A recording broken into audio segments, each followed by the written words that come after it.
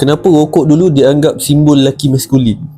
Sebenarnya dulu rokok dia tak ada kaitan sangat dengan masculinity ni. Dia cuma dianggap gaya hidup dengan barang mewah. Tapi bila ramai dah start sedar kan yang rokok ni bahaya ke kesihatan, jadi industri tembakau ni diorang start guna strategi baru lah, iaitu diorang marketingkan masculinity ni. So iklan-iklan yang diorang buat dah start tunjuk lelaki isap rokok sebagai lelaki yang kuat, tenang, rugged, tak mudah goyang. Satu muncul image macam cowboy, tentera, lelaki yang kena kerja keras. Sampailah lahirnya karakter terkenal macam Marlboro Man ni. So Marlboro Man ni diorang buat gambar tu untuk promote rokok Marlboro. Ada sekitar tahun 1950 hingga 1999 kan. So dari situ ramailah lelaki yang subconsciously diorang ni percaya rokok ni lambang lelaki sejati. Padahal realiti dia itu cuma branding dia untuk jual ketagihan. Bukan bukti kau maskulin pun kalau kau isap rokok. So pada pendapat korang sekarang ni, rokok ni masih nampak maskulin ke? Atau sebenarnya dah jadi simbol ketagihan? Cukup komen.